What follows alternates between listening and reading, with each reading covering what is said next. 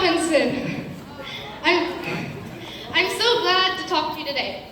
As they said, my name is Evie Murata, and I'm an 8th grader here. And my little sister has cancer. She has a type of childhood cancer called rhabdomyosarcoma. Her cancer showed up as a tumor in her abdomen. I'm going to start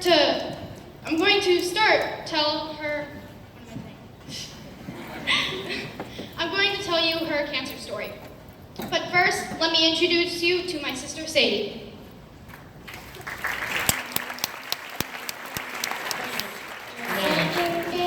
Christmas, my brother gave to me 2 macalatas, H and malatas, and ostrich in the pantry.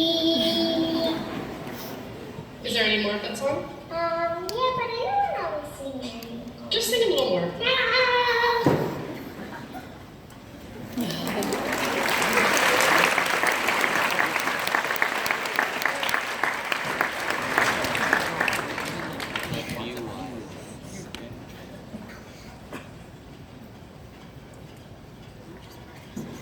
When Sadie was little, she was a bright and shy little girl. She reminded me of a little fairy. She enjoyed sticker books and puzzles, and she even once proclaimed that zippers are magical. Then, when she was 6 and still in kindergarten, she started to get sick. It started with belly aches, and she would sometimes throw up.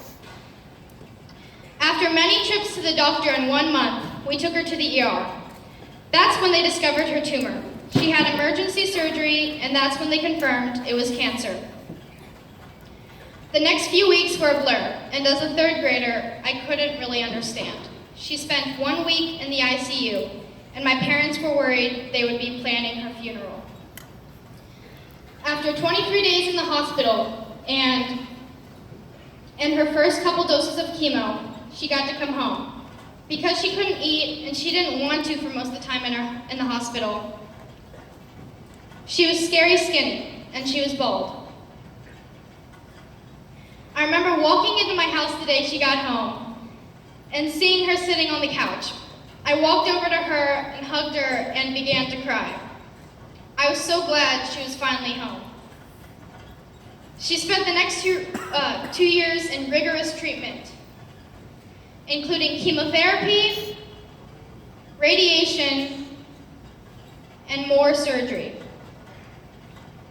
At the time she was diagnosed, my dad was deployed to Afghanistan.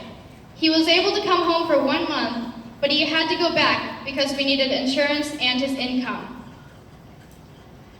It was my mom's responsibility to take Sadie to all her appointments and stay with her during her many hospital stays. It was a hard time. My dad was deployed, and my mom had to take care of my sister. But after almost 2 years, Sadie finished her treatment cancer-free. We celebrated with an end-of-treatment party, which even included a tumor-shaped piñata, which we were glad to hit. Through all of this, Sadie became much more outgoing and less shy.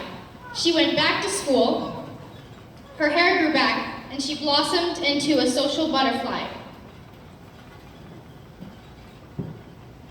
Just a few months after she finished, we moved here. We all started school at Lowell Ridge right away. We made friends and built lives for ourselves here. Then about 6 months ago, just before her 11th birthday, her cancer came back. She started having the same symptoms as before. Unfortunately, it was another tumor. That day sucked. My dad walked into my PE class and told me the news. I immediately broke down in tears. The cycle started all over again. Sadie had surgery and started chemo right away. She stayed in the hospital again for almost a month. Today, she comes home after her last proton radiation treatment. She spent the last 6 weeks in Philadelphia for this special treatment. She still has more treatment, and we hope she'll be done by this fall. Now I understand so much more than I did 5 years ago. It makes me more scared that I could lose her, and when she's hurting, which is often, It hurts me too. That's why I'm here today. I want you all to know that childhood cancer doesn't just happen to sweet little bald kids on St. Jude's commercials. It happens to real families like mine. I also want you to know about this awesome organization called the Truth 365. One day I came home from school and my mom told me that this guy wanted to make us famous. Mr. Gillette produces movies for the Truth 365 and he wanted to feature our family. So as a spokesperson for the Truth 365, here's what we want you to know. As they said earlier, childhood cancer research receives only 4% of the government funding for cancer research. The rest goes to adult cancers. Something else is that 43 children will be diagnosed with cancer every single day. And 91,250 of those kids will pass away from cancer annually.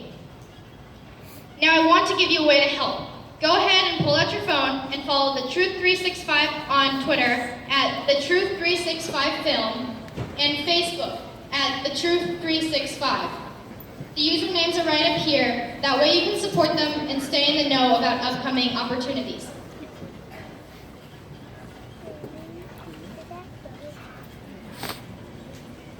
Lastly, we are selling Team Sadie shirts like the one I'm wearing for $20 at the website on the screen. We have a few different options for you, and the profits go to support Sadie's medical expenses. Thank you for supporting this important cause today, and extra big thank you to the participants who are cutting their hair. Thank you.